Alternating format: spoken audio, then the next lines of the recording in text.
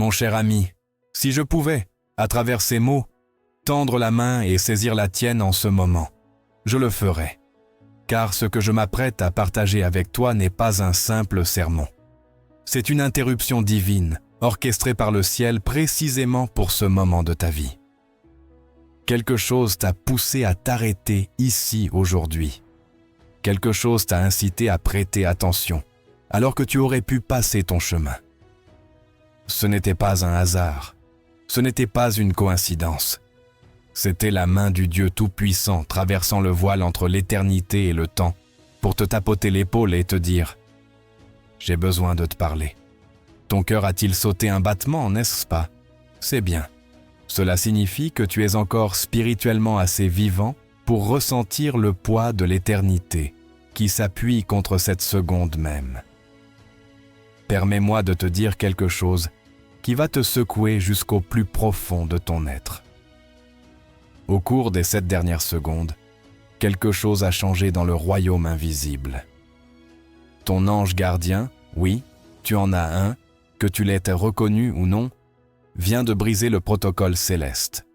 Il a utilisé son droit d'urgence unique, celui qu'il ne peut utiliser qu'une seule fois dans son existence, pour s'assurer absolument que tu rencontres ce message aujourd'hui. Comprends-tu ce que cela signifie? Les anges ne brisent pas le protocole. Ils n'agissent pas sur un coup de tête ou une impulsion. Ils opèrent sous l'autorité directe de Dieu lui-même. Mais ton ange a regardé ta vie, a observé le carrefour où tu te trouves en ce moment, a vu ce qui arrive dans ton avenir et a pris une décision qui ne pouvait être prise qu'une seule fois. Il a tiré l'alarme d'urgence au ciel. Pourquoi? Parce que ce qui se passe dans les prochains instants, les choix que tu fais, la posture de ton cœur, l'ouverture de ton esprit, déterminera si le ciel pourra répondre à ta vie demain. Je ne parle pas en métaphore ou en gentillesse religieuse. Je te dis la vérité urgente que la plupart des prédicateurs sont trop polis ou trop effrayés pour dire « tu te tiens à un carrefour » et un chemin mène à une percée, tandis que l'autre conduit à 7 années supplémentaires, des mêmes cycles, des mêmes luttes, des mêmes errances spirituelles que tu as vécues. Si tu crois en Dieu, je t'invite maintenant à écrire dans les commentaires « Mon âme est entre les mains de Dieu ». Ne passe pas simplement à côté de cet instant, participe-y. Et si ce message remue quelque chose dans ton esprit, je t'invite à aimer ce sermon et à t'abonner. Car Dieu veut te parler non seulement aujourd'hui, mais chaque jour à venir.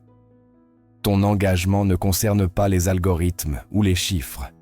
Il s'agit de faire une déclaration dans le royaume spirituel que tu es prêt à entendre le ciel. Maintenant, permets-moi de te dire quelque chose que 3 personnes étaient censées entendre aujourd'hui. 3 âmes ont été divinement sélectionnées pour recevoir cette fréquence, ce message, cette parole urgente de la salle du trône de Dieu. 2 d'entre elles ont déjà fait défiler leur écran.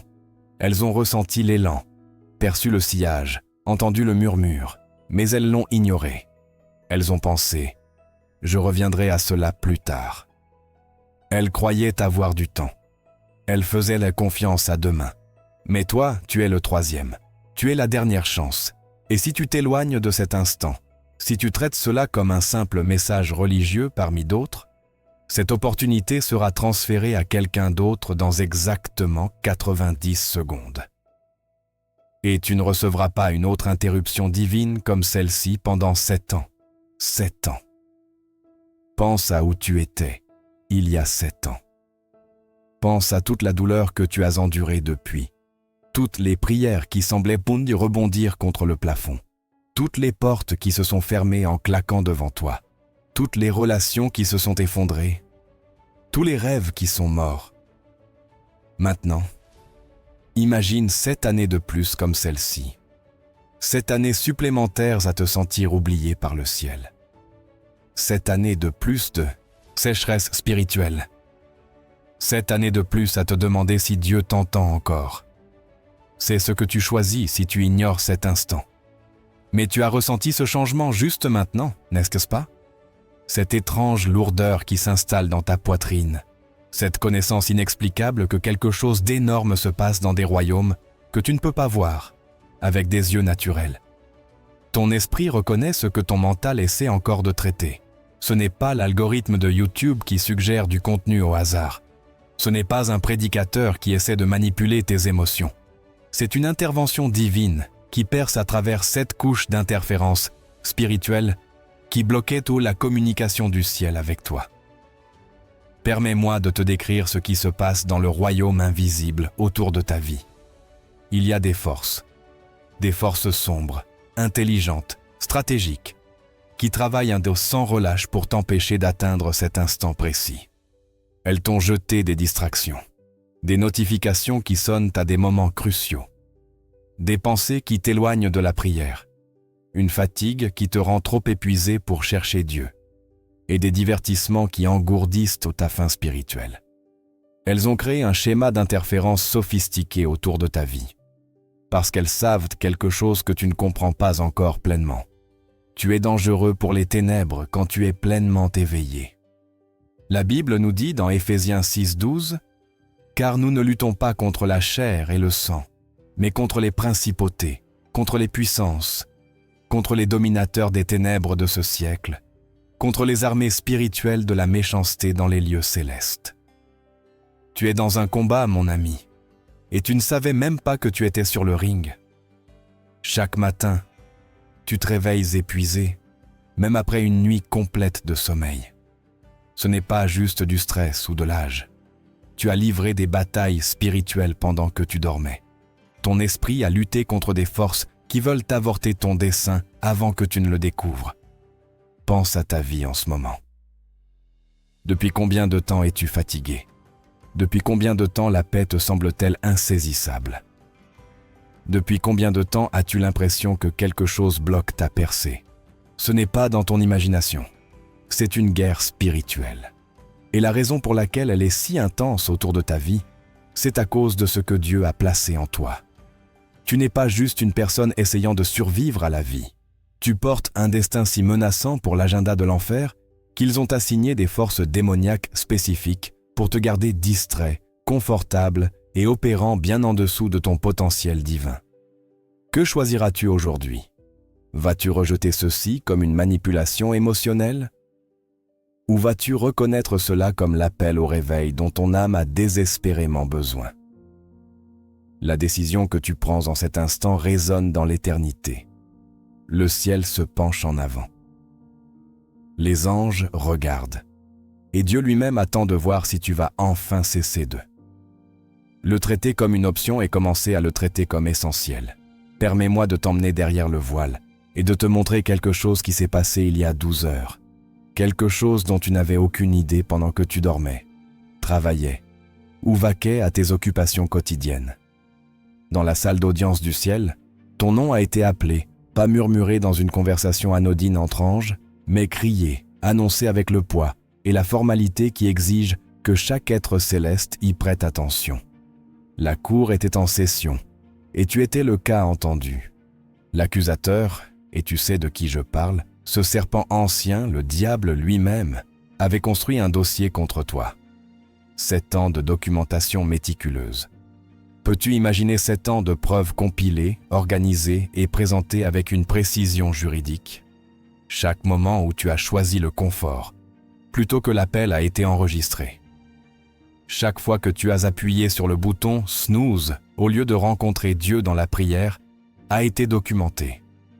Chaque instance où tu as dit « demain » au lieu d'« aujourd'hui », lorsque le Saint-Esprit t'a poussé vers l'obéissance, a été cataloguée.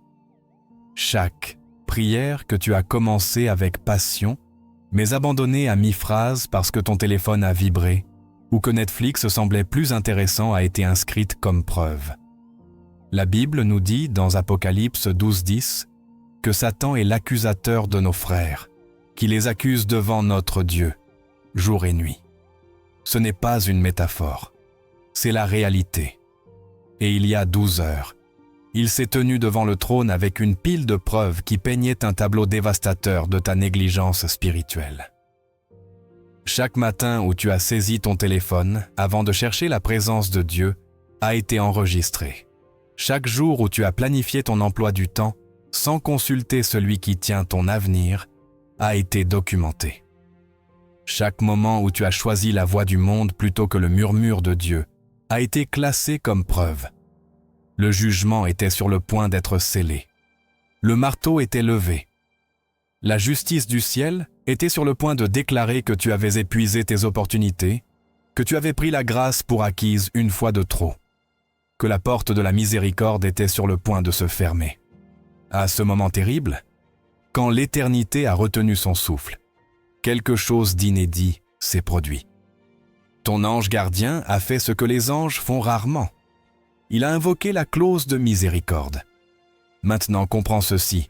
La clause de miséricorde ne peut être utilisée qu'une seule fois par vie humaine. C'est l'appel final, la dernière intervention désespérée, le protocole d'urgence qui surpasse même l'épreuve de nos échecs. Ton ange savait qu'en l'utilisant, il ne pourrait plus jamais l'utiliser pour toi. C'était le dernier recours, la dernière chance. Et il l'a utilisé parce qu'il a observé ta vie. Il a vu quelque chose en toi que même toi, tu ne vois pas encore en toi-même.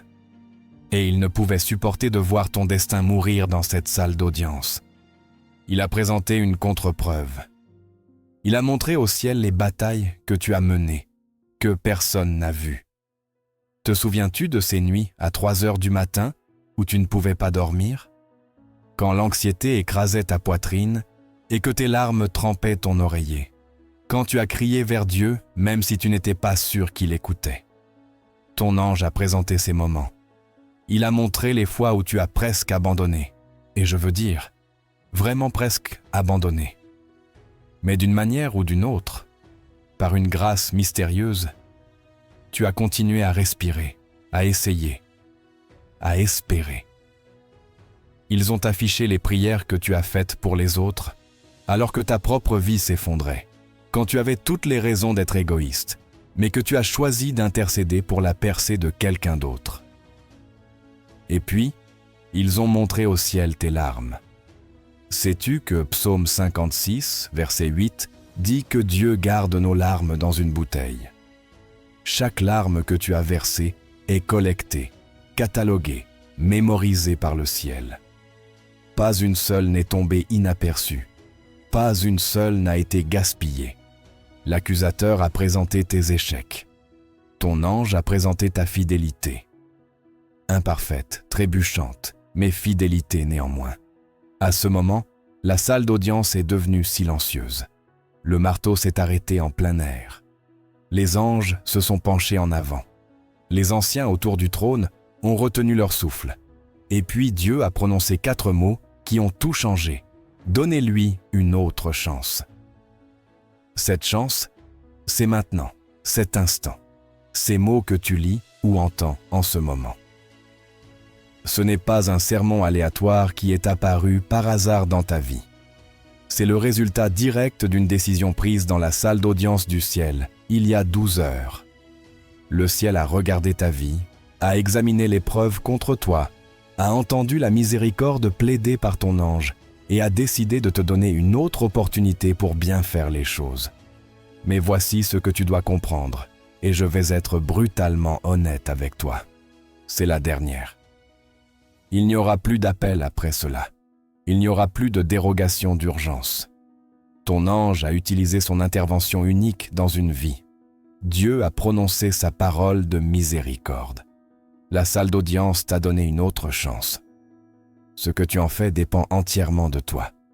Mais il n'y en aura pas d'autre comme celle-ci. Pense à l'histoire de l'homme riche et de Lazare dans Luc 16. L'homme riche ignorait Lazare à sa porte tous les jours. Il l'enjambait, le rejetait et vivait dans le luxe pendant que Lazare souffrait. Puis ils sont tous deux morts. L'homme riche s'est retrouvé dans le tourment.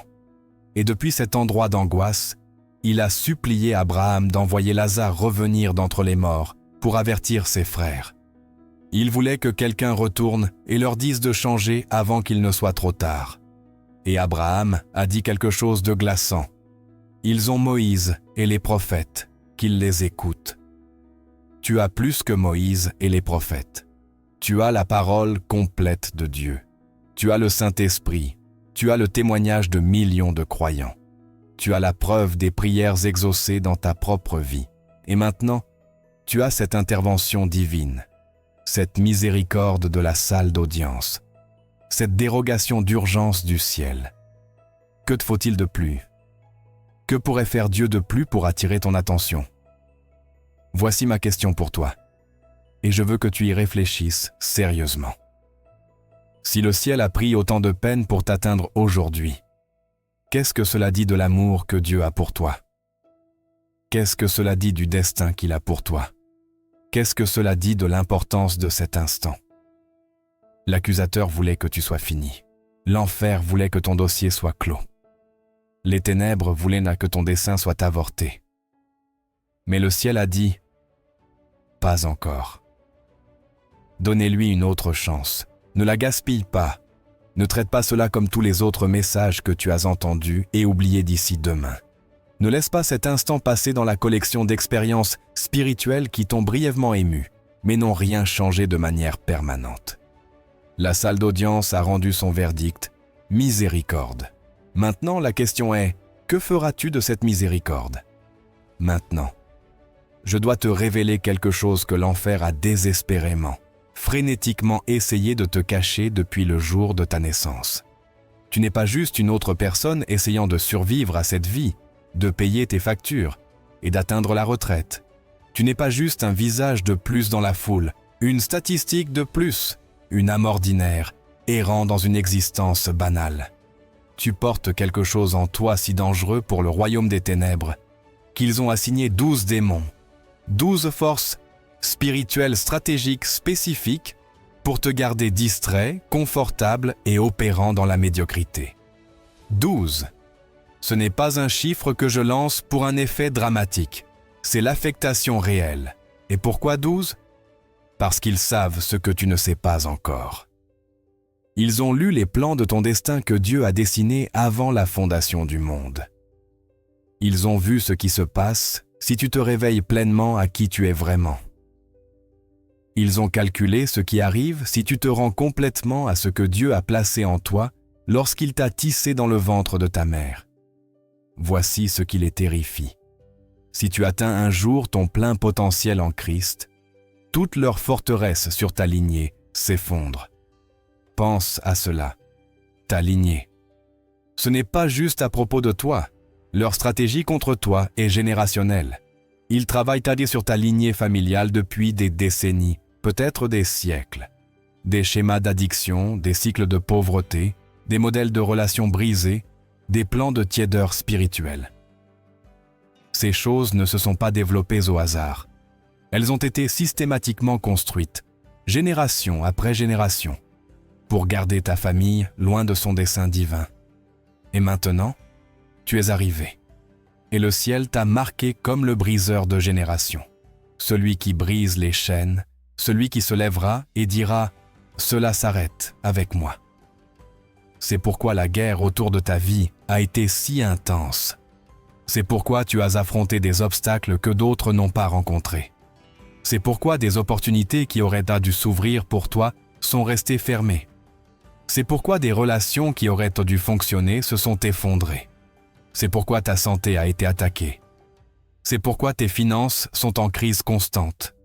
C'est pourquoi la paix te semble si insaisissable et la joie si distante. Tu n'as pas livré une bataille normale. Tu as combattu une campagne stratégique conçue spécifiquement pour t'empêcher de découvrir qui tu es vraiment. L'apôtre Paul écrit dans Éphésiens 1:4 que Dieu nous a choisis en lui avant la fondation du monde, afin que nous soyons saints et sans reproche devant lui dans l'amour. Avant la fondation du monde, pense à cette chronologie. Avant que Dieu ne parle pour faire naître la lumière, avant qu'il ne sépare les eaux, avant qu'il ne forme Adam de la poussière, il pensait à toi. Il planifiait pour toi. Il te concevait avec un but spécifique, un appel spécifique, un destin spécifique. Et l'enfer a toujours su ce plan. Tu penses que tu es fatigué ces derniers temps à cause du stress du travail, de ton âge, ou parce que la vie est simplement épuisante. Non, tu es fatigué parce que chaque nuit, que tu en sois conscient ou non, tu as combattu dans les royaumes spirituels. Ton esprit a lutté contre des principautés qui veulent avorter ton dessein avant que tu ne le découvres. C'est pourquoi tu te réveilles épuisé même après 8 heures de sommeil. C'est pourquoi tes rêves ressemblent à des batailles dont tu ne te souviens pas tout à fait. C'est pourquoi le repos semble impossible, peu importe combien tu dors. Tu es en guerre, et tu ne savais même pas que tu étais sur le champ de bataille. Mais permets-moi de te dire ce que Dieu sait de toi. Il a observé chaque bataille. Il a vu chaque blessure. Il a compté chaque larme. Les livres du ciel contiennent 43 000 entrées sur tes luttes. Ce n'est pas un chiffre métaphorique. C'est le compte exact. À cet instant, 43 000 fois, le ciel a documenté ta douleur, ta fidélité, ton refus d'abandonner complètement. Même quand tout en toi voulait t'abandonner, te souviens-tu quand tu as presque abandonné la foi complètement? Dieu s'en souvient. Te souviens-tu quand tu étais assis dans ta voiture sur ce parking et que tu as crié vers le ciel parce que tu ne pouvais plus supporter? Dieu l'a documenté. Te souviens-tu quand tu as prié pour la guérison de quelqu'un d'autre alors que ton propre corps s'effondrait? Le ciel l'a enregistré. Chaque acte de foi, aussi petit soit-il, aussi imparfait, aussi caché aux yeux humains, le ciel l'a vu, l'a documenté et a construit un dossier pour ta percée basé sur ta persévérance. Permets-moi de te parler d'un homme nommé Jacob. Il a passé une nuit entière à lutter avec Dieu, toute la nuit, refusant de lâcher prise, refusant d'abandonner, exigeant une bénédiction. Et au matin, il est parti en boitant, mais aussi avec un nouveau nom et un nouveau destin. Tu as lutté aussi, n'est-ce pas? Tu ne réalisais simplement pas que tu luttais avec Dieu. Tu pensais que tu luttais contre des circonstances, contre d'autres personnes, contre la malchance. Mais tout ce temps, c'était Dieu qui te renforçait à travers la lutte, te préparant pour le poids de la bénédiction qu'il est sur le point de libérer. Voici ce que je veux que tu comprennes. L'intensité de la guerre autour de ta vie est proportionnelle à l'importance de ton appel. Les petits destins affrontent une petite opposition.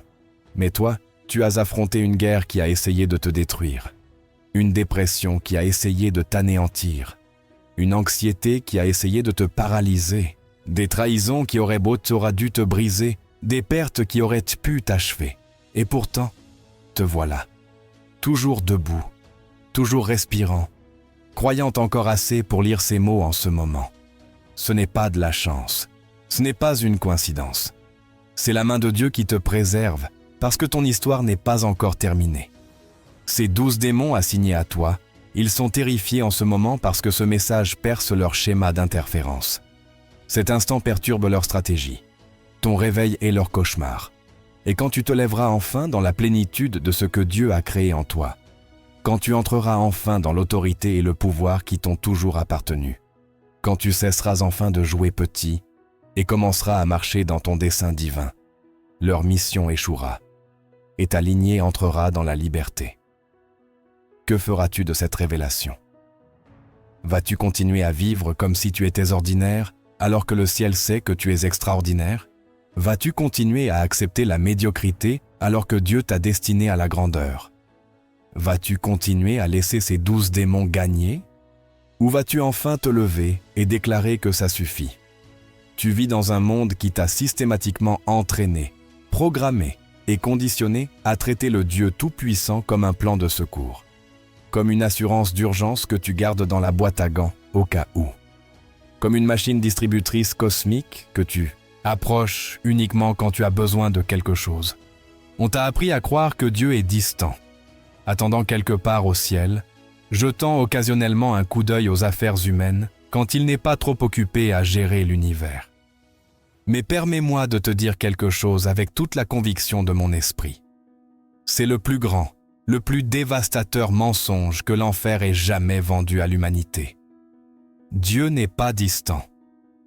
Il est si proche de toi en ce moment que chaque souffle que tu prends est emprunté à ses poumons. Chaque battement de cœur dans ta poitrine est soutenu par son rythme. Chaque pensée que tu penses passe d'abord par sa conscience. tu n'existes pas indépendamment de Dieu. Tu existes à cause de Dieu.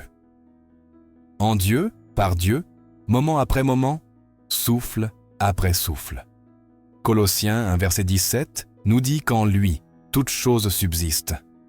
Comprends-tu ce que cela signifie? Les atomes qui composent ton corps sont maintenus ensemble par la force de sa volonté. S'il clignait des yeux, tu cesserais d'exister. S'il retirait sa main pendant une milliseconde, tu te dissoudrais dans le néant. Pourtant, tu le prends pour acquis. Tu as réduit le Créateur des galaxies à une religion, à un rituel du dimanche matin, à une gestion de crise. Tu te souviens de lui quand le diagnostic est mauvais. Tu l'appelles quand ton compte bancaire atteint 0. Tu cries vers lui quand la relation s'effondre. Mais qu'en est-il du mardi après-midi quand tout va bien? Qu'en est-il du samedi matin quand tu fais des plans? Qu'en est-il des 1000 moments ordinaires où tu navigues dans la vie comme si Dieu était optionnel? Permets-moi de te peindre un tableau de celui que tu prends pour acquis. C'est le Dieu qui a parlé les galaxies dans l'existence avec un murmure. Les scientifiques nous disent qu'il y a 2 trillions de galaxies dans l'univers observable. 2 trillions. Chacune contient des centaines de milliards d'étoiles. Et Dieu les a toutes fait naître par des mots. Il n'a pas peiné, il n'a pas travaillé dur, il n'a pas fourni d'efforts. Il a parlé et elles sont apparues. C'est le Dieu que tu traites avec désinvolture. C'est le Dieu qui connaît le nombre de cheveux sur ta tête. Et ce nombre a changé ce matin quand tu as brossé tes cheveux. 3 sont tombés et il les a comptés. Ce n'est pas un langage poétique, c'est la vérité littérale. Matthieu 10h30 dit « Mais même les cheveux de votre tête sont tous comptés. » Pendant que tu passais inconsciemment une brosse dans tes cheveux, Dieu suivait chaque mèche. Pendant que tu pensais à ton emploi du temps de la journée, Dieu était intimement impliqué dans les détails microscopiques de ton existence physique. C'est à quel point il est proche, c'est à quel point il est attentif. Et tu vis comme s'il était loin et désintéressé. Tu te réveilles et vérifies ton téléphone avant de t'adresser à lui. Ton premier acte conscient de la journée est de faire défiler les réseaux sociaux, de lire les nouvelles, de vérifier tes messages. Tout et n'importe quoi sauf reconnaître celui qui t'a donné cette journée. Tu planifies ton emploi du temps sans consulter celui qui tient demain. Tu prends des décisions de vie majeures basées sur la logique, la peur ou le désir, mais rarement sur sa voix. Tu es devenu si à l'aise avec sa patience que tu l'as prise pour une approbation. Tu as confondu son silence avec son absence. Tu as interprété sa miséricorde comme une faiblesse. Mais permets-moi de te parler du roi Saül, car son histoire est ton avertissement. Dieu l'a choisi, l'a spécifiquement sélectionné parmi tous les hommes d'Israël. Dieu l'a oint de son esprit. Dieu lui a donné victoire après victoire, triomphe après triomphe. Saül est passé de se cacher parmi les bagages à se tenir tête et épaules au-dessus de tous en tant que roi. Mais le succès l'a fait oublier la source. Le pouvoir l'a fait confiance à son propre jugement plutôt qu'aux instructions explicites de Dieu. Il a commencé à modifier les commandements de Dieu pour qu'ils correspondent à son niveau de confort. Il a offert une obéissance partielle et l'a appelée adoration. Te souviens-tu de ce qui s'est passé? Dieu a dit à Saül par le prophète Samuel de détruire les Amalécites et tout ce qu'ils avaient, de n'épargner rien. Mais Saül a décidé d'améliorer le plan de Dieu. Il a gardé les meilleures brebis et bœufs. Il a épargné le roi Agag. Et quand Samuel l'a confronté, écoute ce que Saül a dit dans 1 Samuel 15, 21. Mais le peuple a pris du butin, des brebis et des bœufs, le meilleur des choses qui auraient dû être entièrement détruites, pour sacrifier au Seigneur ton Dieu. As-tu remarqué? Il allait utiliser sa désobéissance pour adorer Dieu. Il allait offrir des sacrifices à Dieu à partir des dépouilles de sa rébellion. Et Samuel a prononcé des mots qui devraient en secouer chaque croyant jusqu'à la moelle. Le Seigneur trouve-t-il autant de plaisir dans les holocaustes et les sacrifices que dans l'obéissance à la voix du Seigneur? Voici, obéir vaut mieux que le sacrifice, et écouter vaut mieux que la graisse des béliers. Car la rébellion est comme le péché de sorcellerie, et l'entêtement est comme l'iniquité et l'idolâtrie. Saül craignait plus l'opinion des gens que la présence de Dieu. Il se souciait plus de paraître bien devant la foule que d'être juste devant le ciel. Et le résultat ? 1 Samuel 16, 14 enregistre la phrase la plus terrifiante de l'Écriture. « Mais l'Esprit du Seigneur se retira de Saül. Dieu a retiré sa main. Sa présence est partie. Et l'histoire de Saül s'est terminée dans la folie, le tourment et la mort sur un champ de bataille. Non pas parce que Dieu a cessé de l'aimer, mais parce que Saül a cessé de reconnaître Dieu comme Dieu. Cela pourrait être ton histoire. En fait, cela devient déjà ton histoire avec chaque jour où tu choisis tout sauf Dieu. Chaque fois que tu fais taire sa voix pour écouter le bruit du monde, tu construis des murs entre toi et lui. Des murs qu'il ne forcera pas à traverser. Il t'a donné le libre arbitre, non pas pour que tu te détruises avec, mais pour que tu puisses librement choisir de l'aimer. Mais tu as choisi tout sauf lui. Tu pries quand tu es désespéré. Tu lis sa parole quand tu t'ennuies. Tu adores quand tu en as envie. Tu sers quand c'est pratique. Mais Dieu n'est pas un Dieu à temps partiel qui accepte une dévotion à temps partiel. Il n'est pas intéressé par tes restes, les minutes épuisées à la fin de ta journée quand tu es trop fatigué pour penser. Il veut tes prémices, tes meilleures heures, le trône de ton cœur, pas une chaise dans un coin. Il veut tout de toi ou rien de toi. Le monde t'a appris à traiter Dieu avec désinvolture, à l'approcher sans révérence, à prononcer son nom sans poids. Mais Ésaïe 6 nous montre une image différente. Le prophète a vu le Seigneur assis sur un trône, élevé et exalté. Et les séraphins, ces puissants êtres angéliques, criaient « Saint, Saint, Saint est le Seigneur des armées. Toute la terre est pleine de sa gloire. » Ils ne pouvaient même pas le regarder directement. Ils couvraient leur visage avec leurs ailes. Et la réponse d'Ésaïe fut « Malheur à moi, car je suis perdu, parce que je suis un homme aux lèvres impures. » C'est le Dieu que tu approches comme s'il était ton copain, ton génie, ton plan de secours.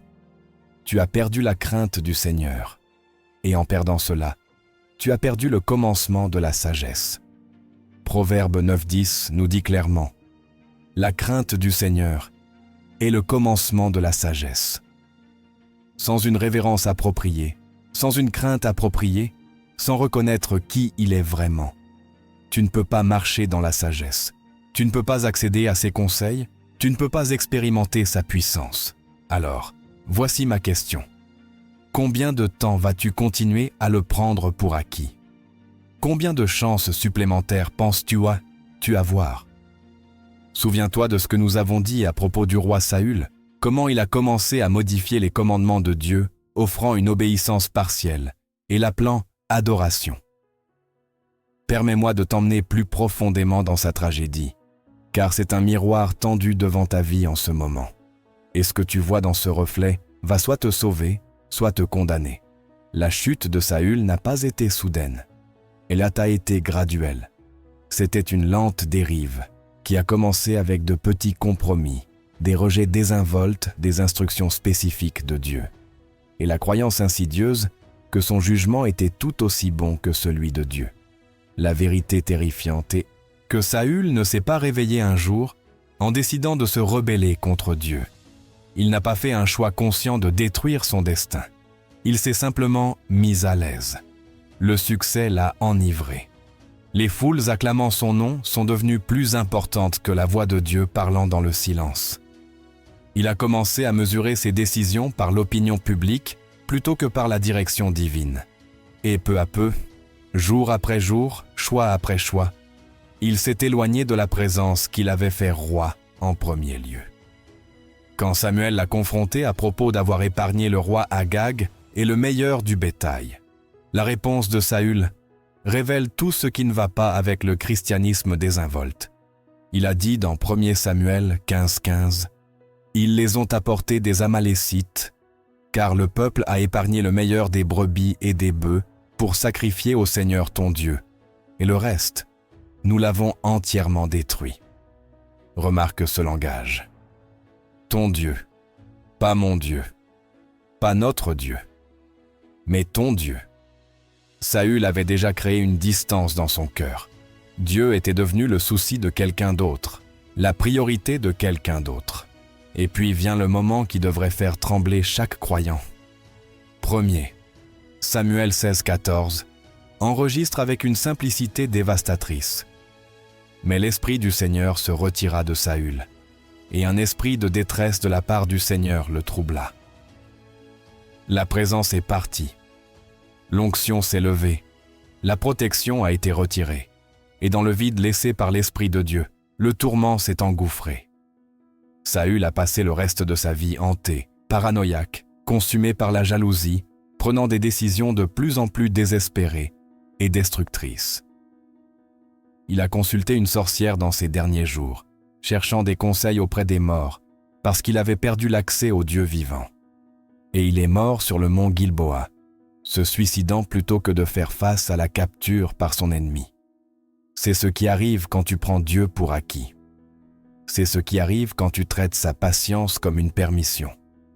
C'est ce qui arrive quand tu confonds sa miséricorde avec une approbation de ton mode de vie. L'esprit se retire, pas de manière dramatique, pas avec des éclairs et du tonnerre, juste silencieusement, graduellement, imperceptiblement, jusqu'à ce qu'un jour tu réalises que tu pries dans le silence, que tu adores dans le vide, que tu vis sans la présence même qui donne un sens à la vie. Voici ce que tu dois comprendre. Dieu ne rivalisera pas pour ton attention. Il ne mendiera pas ton temps. Il ne forcera pas son chemin dans un cœur qui a fait de la place pour tout, sauf lui. Apocalypse 3,20 nous montre Jésus debout à la porte et frappant. Debout à l'extérieur de sa propre église, frappant pour entrer dans des cœurs qui auraient n'en dû lui être grands ouverts. Il dit « Voici, je me tiens à la porte et je frappe. Si quelqu'un entend ma voix et ouvre la porte, je viendrai chez lui et je dînerai avec lui et lui avec moi. » Mais remarque, il frappe, il attend, il demande la permission. Il ne défoncera pas la porte. Tu as vécu avec la porte verrouillée. Oh, tu l'ouvres peut-être un peu le dimanche matin. Tu le laisses peut-être jeter un coup d'œil pendant une crise, mais la porte de ta vie quotidienne, de tes prises de décision, de tes priorités, de ton temps, de ton attention. Cette porte a été fermée à double tour pendant que tu as invité tout le reste à entrer. Les réseaux sociaux ont un accès illimité. Netflix a une invitation ouverte. Le travail a une clé principale. Les hobbies, les divertissements et les distractions de toutes sortes circulent librement dans ta vie. Mais Dieu se tient dehors, frappant, attendant que tu te souviennes qu'il est la raison pour laquelle tu respires. Permets-moi de te parler d'un autre homme qui a pris Dieu pour acquis. Samson, né avec un appel spécifique, mis à part dès le ventre de sa mère, béni d'une force surnaturelle qui l'a rendu légendaire. Mais Samson a joué avec son onction. Il a flirté avec le compromis. Il a entretenu des relations que Dieu avait interdites. Il a gardé des secrets quand il aurait dû se rendre. Et Juge 16,20 enregistre l'un des versets les plus tristes de toute l'Écriture. Et elle dit « Les Philistins sont sur toi, Samson. » Alors il se réveilla de son sommeil et dit « Je sortirai comme avant, à d'autres moments, et je me libérerai. » Mais il ne savait pas que le Seigneur l'avait quitté. Il ne savait pas. C'est ce qui rend cela si tragique. Il a suivi les mouvements, s'attendant au même résultat, supposant que l'onction serait toujours là, confiant que la puissance de Dieu se manifesterait parce qu'elle l'avait toujours faite auparavant. Mais cette fois, rien ne s'est passé. La force était partie. La présence s'était retirée. Et il fut capturé, aveuglé, humilié, réduit à moudre du grain comme un animal, pendant que ses ennemis se moquaient de lui et de son Dieu. Est-ce là où tu te diriges?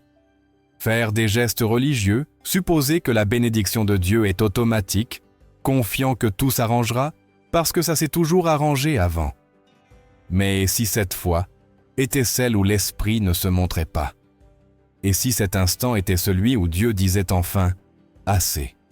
Je t'ai donné chance après chance, et tu m'as pris pour acquis une fois de trop. » Voici la question qui devrait te hanter. Quand Saül a-t-il franchi la ligne?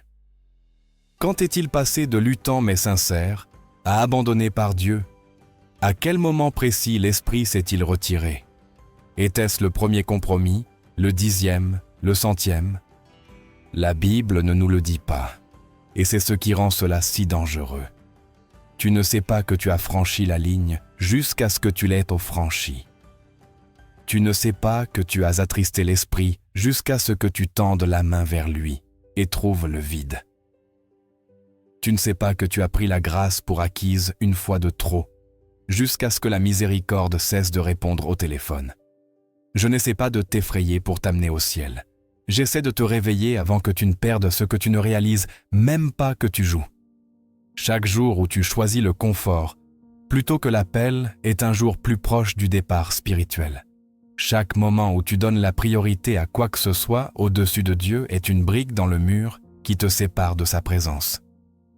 Chaque fois que tu appuies sur « snooze », sur sa voix, tu entraînes tes oreilles à ne pas l'entendre. Mais même maintenant, après tout ce que j'ai dit sur Saül et Samson, après l'avertissement de prendre Dieu pour acquis, sa main est toujours tendue vers toi. L'esprit n'est pas encore parti. La porte est toujours ouverte.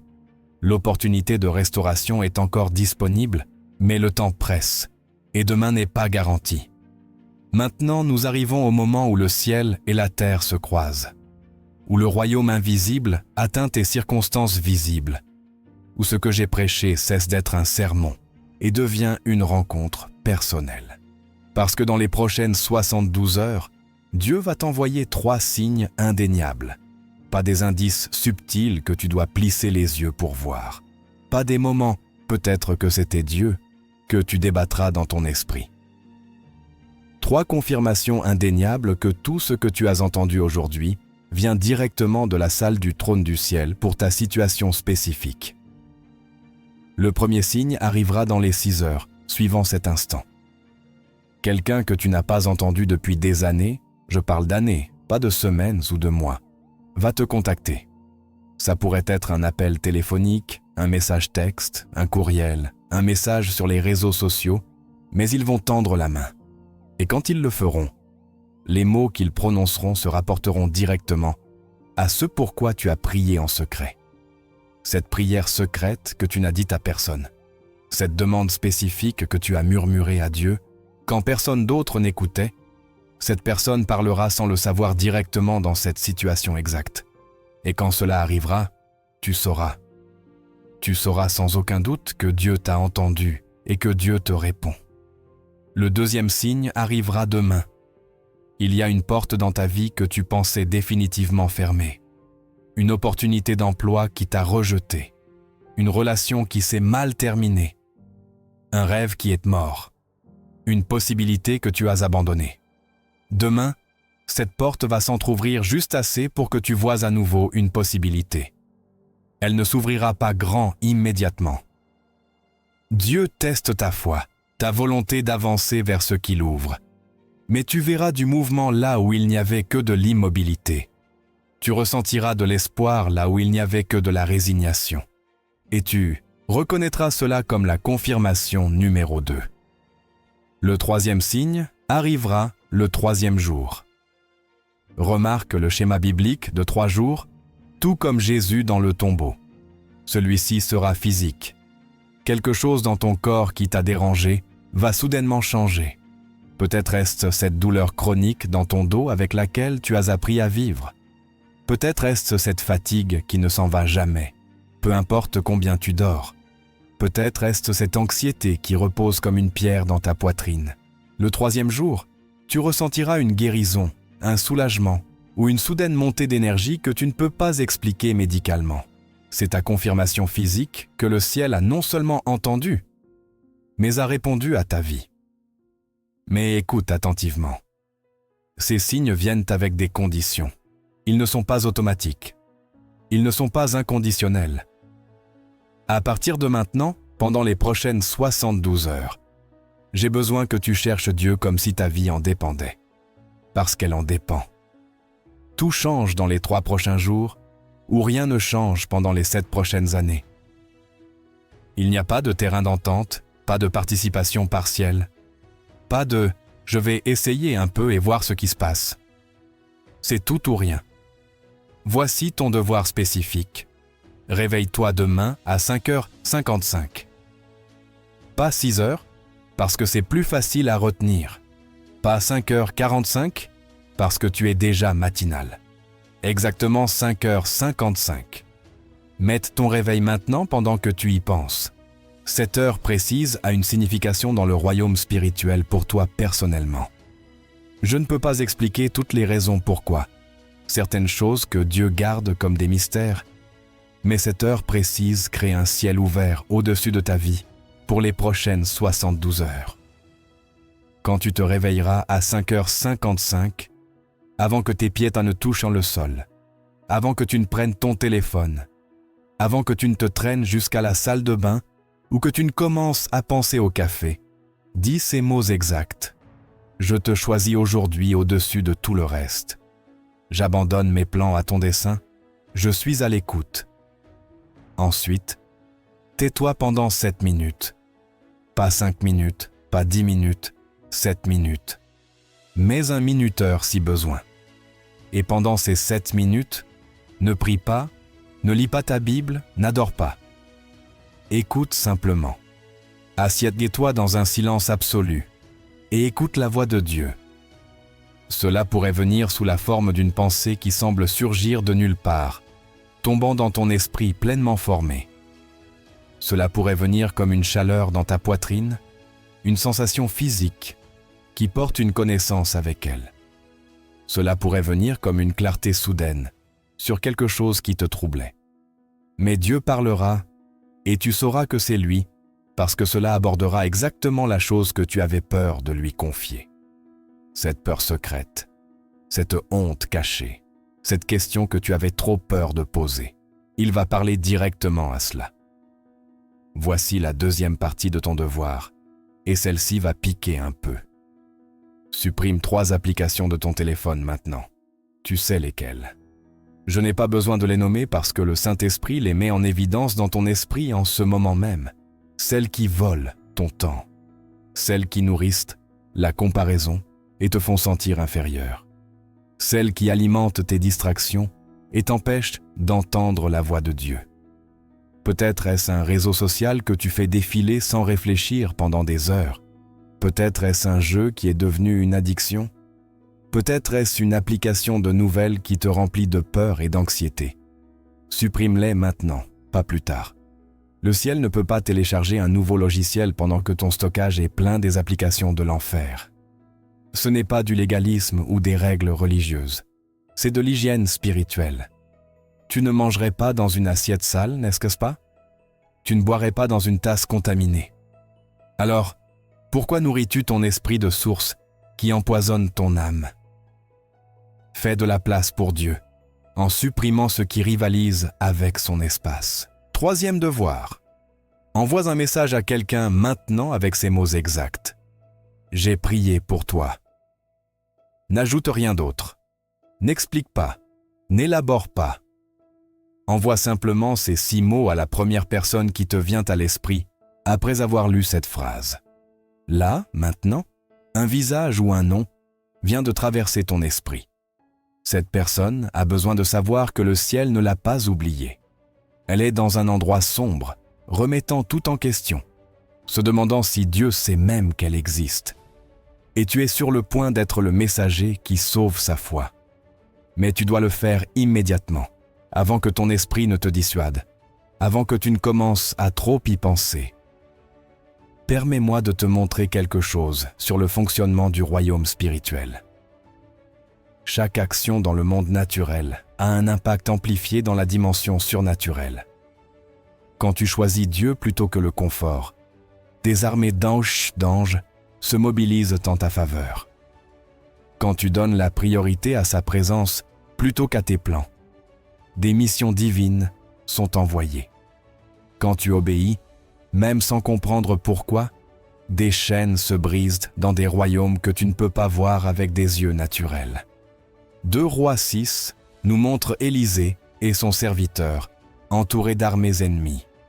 Mais quand Dieu a ouvert les yeux du serviteur, il a vu que la montagne était pleine de chevaux et de chars de feu, tout autour d'Élisée. Le renfort surnaturel était toujours là. Il ne pouvait simplement pas le voir jusqu'à ce que Dieu ouvre ses yeux. Ton obéissance dans les prochaines 72 heures ouvre tes yeux pour voir ce qui a déjà été préparé pour toi dans le royaume spirituel. La percée est déjà là. La provision est déjà allouée. La guérison est déjà libérée. Mais tu dois t'aligner avec elle par l'obéissance. Le feras-tu? Mettras-tu ce réveil? Supprimeras-tu ces applications? Enverras-tu ce message? Le ciel observe ta réponse en ce moment. Nous avons atteint le moment de la décision. Le point de bascule où tout change ou reste pareil. Le ciel retient son souffle. Les anges assignés à ta vie se penchent en avant, attendant de voir ce que tu feras de tout ce que tu as entendu aujourd'hui. La nuée de témoins, ceux qui t'ont précédé dans la foi, observent depuis les gradins de l'éternité. Tout le ciel est concentré sur cet instant précis de ta vie. Car ce que tu choisis maintenant résonnera pendant les 7 prochaines années. Permets-moi de te dire quelque chose qui va te secouer. Quand tu ignores Dieu, quand tu retardes l'obéissance, quand tu traites sa voix comme une option parmi d'autres, tu donnes à l'ennemi un terrain légal pour opérer dans ta vie. La loi spirituelle est réelle. Des règles régissent le royaume invisible. Et l'une de ces règles est la suivante. La négligence crée une opportunité pour l'adversaire. Chaque jour où tu prends Dieu pour acquis est un jour où tu cèdes du territoire aux ténèbres. Et les ténèbres ont collecté ce territoire avec des intérêts. C'est pourquoi tes finances ont été constamment attaquées. Ce n'est pas juste de la malchance ou un mauvais timing. Il y a une raison spirituelle pour laquelle l'argent continue de t'échapper des doigts. Pourquoi des dépenses imprévues continuent d'apparaître? Pourquoi tu ne peux pas avancer malgré tout ton travail acharné? Quand tu négliges les priorités spirituelles, tu perds la protection spirituelle sur tes ressources naturelles.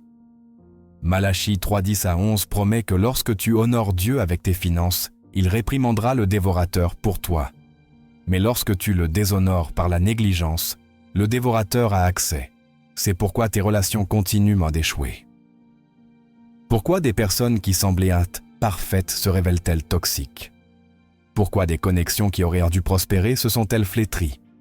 Pourquoi te sens-tu seul, même dans une pièce bondée? Quand tu négliges ta relation avec Dieu, toutes les autres relations en souffrent, car elles découlent toutes de cette connexion première. 1 Jean 4:20 le dit clairement, « Si quelqu'un dit « j'aime Dieu » et qu'il est son frère, c'est un menteur, car celui qui n'aime pas son frère qu'il a vu, comment peut-il aimer Dieu qu'il n'a pas vu ?» Cela fonctionne dans l'autre sens aussi. Quand tu n'aimes pas vraiment Dieu avec priorité et dévotion, tu ne peux pas vraiment aimer les autres de manière saine et entière. C'est pourquoi des problèmes de santé continuent de surgir. Pourquoi ne peux-tu pas te débarrasser de cette maladie? Pourquoi les médecins ne trouvent-ils pas de réponse? Pourquoi es-tu épuisé tout le temps? 3 Jean 1:2 lit la prospérité spirituelle à la santé physique. Bien-aimé, je souhaite que tu prospères à tous égards et que tu sois en bonne santé, comme prospère l'état de ton âme. Quand ton âme est négligée, quand ton esprit est mal nourri, ton corps reflète ce déficit spirituel. C'est pourquoi la paix t'échappe, peu importe ce que tu essaies. Pourquoi l'anxiété est ton compagnon constant. Pourquoi l'inquiétude te réveille à 3 heures du matin et ne te laisse pas te rendormir. Ésaïe 26. 3 promet. Tu garderas dans une paix parfaite celui dont l'esprit est fixé sur toi, parce qu'il se confie en toi. Mais ton esprit n'est pas resté fixé sur Dieu. Il est resté fixé sur les problèmes, les peurs, les pires scénarios, tout sauf celui qui détient tout pouvoir dans le ciel et sur la terre. C'est pourquoi la joie te semble un souvenir lointain, quelque chose que les autres vivent, mais que tu observes seulement. Jean 15, 11 rapporte Jésus disant « Je vous ai dit ces choses afin que ma joie demeure en vous, et que votre joie soit complète. Mais tu n'as pas demeuré dans ses paroles. Tu n'es pas resté dans sa présence. Tu as été déconnecté de la source de la joie. Et maintenant, tu te demandes pourquoi tu te sens vide. Mais ce soir, maintenant, à cet instant précis, le ciel t'offre une réinitialisation. Pas parce que tu le mérites, tu ne le mérites pas. Aucun de nous ne le mérite. Pas parce que tu l'as gagné, tu ne l'as pas fait. Aucun de nous ne peut gagner la grâce. Mais parce que Dieu t'aime d'un amour qui n'a absolument aucun sens pour la logique humaine. Romains 5, verset 8 l'explique. Mais Dieu prouve son amour envers nous, en ce que, lorsque nous étions encore pécheurs, Christ est mort pour nous. Alors que nous étions encore pécheurs, pas après que nous nous soyons corrigés, pas après que nous ayons repris nos esprits, alors que nous étions encore brisés, rebelles, prenant Dieu pour acquis. C'est à ce moment-là qu'il nous a assez aimés pour mourir pour nous. Il t'aime, connaissant tout ce que tu as fait, chaque mensonge que tu as dit, chaque personne que tu as blessée, chaque promesse que tu as rompue, chaque fois que tu as choisi le péché plutôt que la sainteté. Il sait tout, voit tout, se souvient de tout et t'aime quand même. Il t'aime en sachant chaque fois que tu échoueras à l'avenir, chaque moment où tu retomberas dans de vieux schémas, chaque jour où tu lutteras avec les mêmes tentations. Il connaît déjà tes échecs futurs et il t'aime à travers eux. Permets-moi de te parler de James 2:3. Il y a 3 semaines, il a reçu ce message. Il a failli le faire défiler comme tu as failli le faire. Quelque chose l'a fait s'arrêter, la même chose qui t'a fait arrêter. Il a obéi aux instructions même si son esprit logique criait que c'était insensé. Il a mis son réveil à 5h55. Il a supprimé les applications. Il a envoyé le message. Et dans les 72 heures, l'emploi qu'il avait rejeté l'a rappelé. Ils ont dit qu'il y avait eu une erreur dans le processus. Il a commencé lundi dernier avec un salaire double de ce qu'il avait demandé. Mais ce n'était pas le vrai miracle. L'argent n'est pas le miracle. Dieu est le miracle. La vraie transformation a été que James a commencé à se réveiller à 5h55 tous les matins pour rencontrer Dieu. Et pour la première fois en 43 ans de vie, il a entendu la voix de Dieu clairement, pas audiblement, mais indéniablement. Et tout a changé. Son mariage a guéri, son anxiété s'est dissipée, son dessein est devenu clair. Tout cela parce qu'il a cessé de prendre Dieu pour acquis. Puis il y a Maria du Brésil. Elle a ignoré ce message il y a 6 mois. Elle a ressenti la conviction, perçu l'urgence, entendu le murmure de l'esprit. Mais elle pensait avoir du temps. Demain serait mieux, s'est-elle dit. Elle pouvait gérer la vie à ses propres conditions un peu plus longtemps. Le mois dernier, tout ce qu'elle avait construit s'est effondré en 3 semaines. L'entreprise dans laquelle elle avait investi des années s'est écroulée. La relation qu'elle pensait solide s'est brisée. Sa santé s'est détériorée.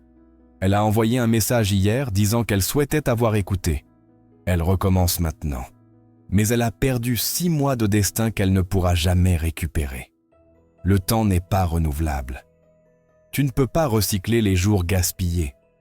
Les opportunités ne sont pas illimitées. Elles ont des dates d'expiration. La grâce a des saisons, et les saisons changent.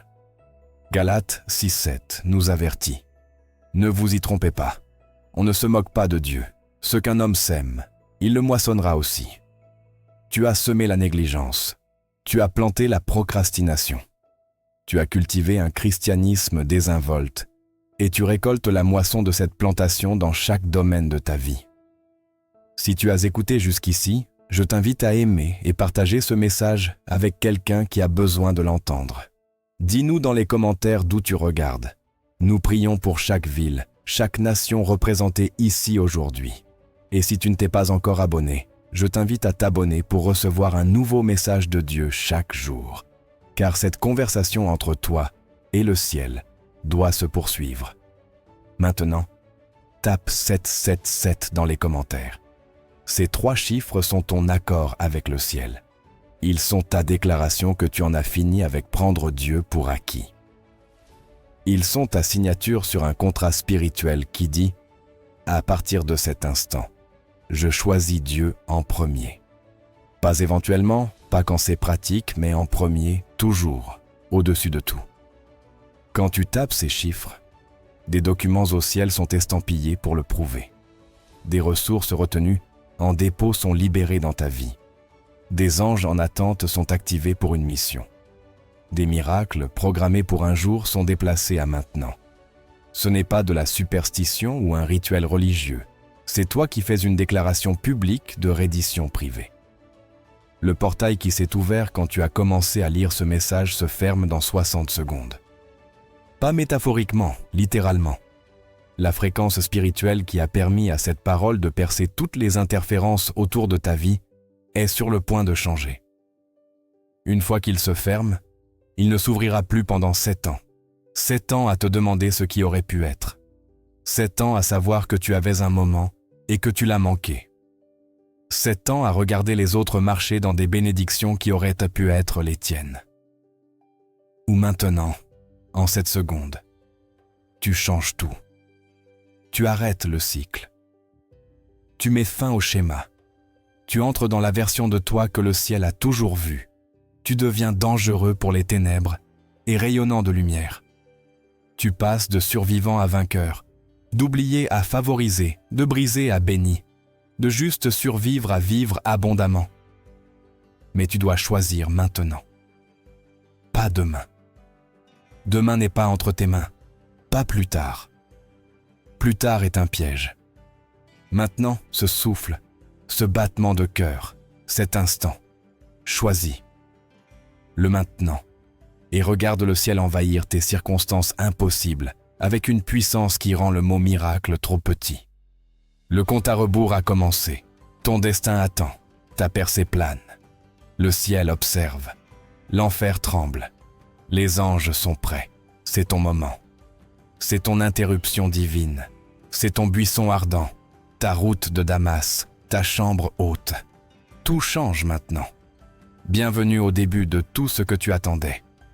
Mon ami, nous sommes arrivés à la fin de ce message, mais c'est vraiment le début de ton nouveau voyage avec Dieu. Je veux ralentir maintenant et parler à ton cœur avec la tendresse d'un berger qui se soucie profondément de ses brebis. Tout ce que j'ai dit aujourd'hui, chaque avertissement, chaque parole urgente, chaque appel à l'action, tout cela découle d'une seule source, l'amour écrasant de Dieu pour toi. Tu n'es pas un projet pour lui. Tu n'es pas un problème qu'il essaie de réparer. Tu es son enfant bien-aimé, et il t'a poursuivi avec une grâce implacable parce qu'il ne peut supporter de te voir te contenter de moins que la vie abondante que Jésus a promise. Dans Jean 10, verset 10, « Je suis venu afin qu'il aille la vie, et qu'il l'ait en abondance. » Pas juste une existence, pas juste une survie, mais une plénitude de joie, une paix qui transcende l'entendement et un dessein qui donne un sens à chaque instant. En ce moment, où que tu sois, je veux que tu saches que Dieu te voit complètement. Il voit les larmes que tu as versées en secret. Il voit les batailles que tu as menées seul. Il voit la douleur que tu as cachée derrière des sourires, et il n'est pas déçu de toi. Il n'est pas en colère contre toi. Il court vers toi comme le Père a couru vers le Fils prodigue dans Luc 15. Les bras grands ouverts, prêts à t'enlacer et à restaurer tout ce que l'ennemi a volé. Les 3 signes dont j'ai parlé, ils sont déjà en mouvement. Le ciel a entendu ton cœur à l'instant où tu as décidé d'écouter ce message jusqu'au bout. Cette décision seule était une preuve de ta faim pour Dieu. Et il répond toujours à la fin. Matthieu 5,6 promet « Heureux ceux qui ont faim et soif de la justice, car ils seront rassasiés. » Tu es sur le point d'être rassasié de manière que tu ne peux pas encore imaginer.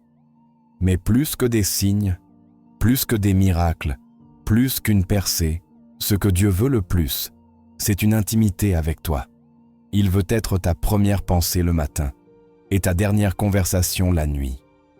Il veut être l'ami qui marche avec toi dans les moments ordinaires, pas juste le contact d'urgence que tu appelles en crise. Il veut que tu vives ce que le roi David a vécu quand il a écrit dans Psaume 16, verset 11. Dans ta présence est la plénitude de la joie. À ta droite, il y a des plaisirs pour toujours. Alors, voici ce que je te demande de faire. À partir de demain matin à 5h55, commence à construire une habitude quotidienne de rencontrer Dieu.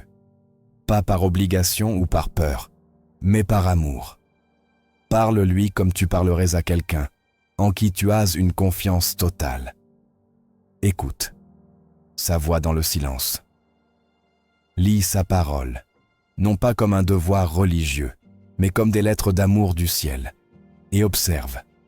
Observe simplement comment tout dans ta vie commence à changer quand tu le mets en premier. Tu n'as pas besoin d'être parfait. Tu n'as pas besoin d'avoir tout compris. Tu dois juste être disposé. Romains 12.